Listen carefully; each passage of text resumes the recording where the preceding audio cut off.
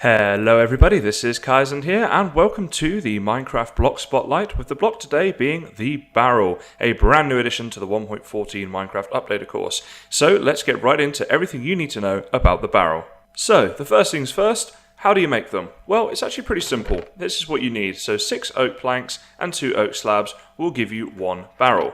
Now, that's kind of good because the materials required are less than a chest, technically speaking. However, when you're getting started, you will need 1 more log than when you're making a chest. So, for example, if we use 2 logs in here, we will of course get 8 planks from that, and we could make a chest out of it. But we cannot, however, make a barrel, because we need to use 3 of these to make these slabs, and then we will not have enough logs left, or planks left I should say, to make the barrel. So technically speaking, you need less materials than a chest, however, you will need 1 more log when you're getting started. Now, for the orientations of the barrel. If I were just looking at the floor like this and I placed it, it would be placed in this manner.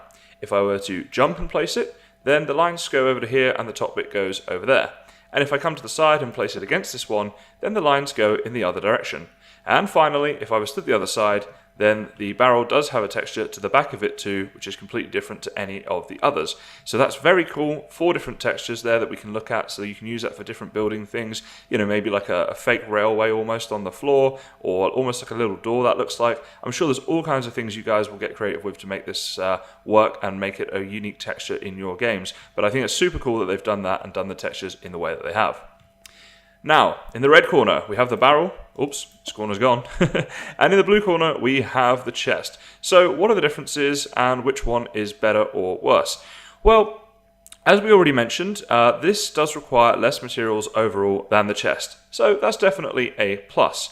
One other thing which is quite cool about the barrel is if we place a block on top of it, we can still open it, which of course does not work on a chest. We would not be able to open that. The other thing to mention with that is even if we change the orientation of the barrel and put it, say, this way, put a block on top, it still opens. So that works for all orientations, which is pretty cool.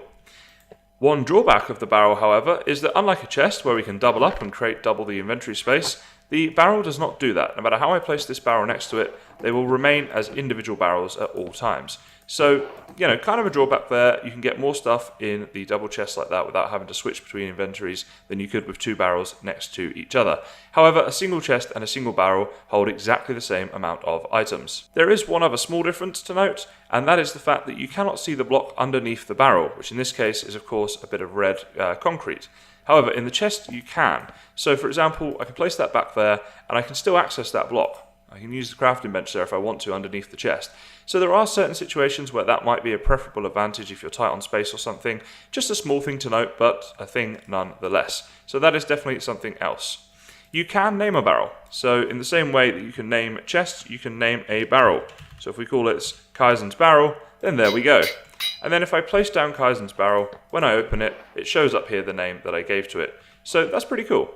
Okay, now we'll move on to how barrels interact with redstone. So as you can see, I've put some iron blocks in this chest, and it does indeed output a comparator signal and powers that lamp in the same way that a chest would. If we place a piston behind the barrel like this and we power that piston, you can see there the piston will not move or break the barrel.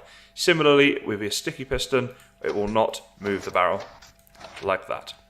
Barrels do interact with hoppers. So if we go into this barrel here and show you that all of these are empty, put in 64 grass, immediately they start getting taken and they'll end up down here. So they interact with hoppers, I should say, in the same way that a chest would, which is very cool.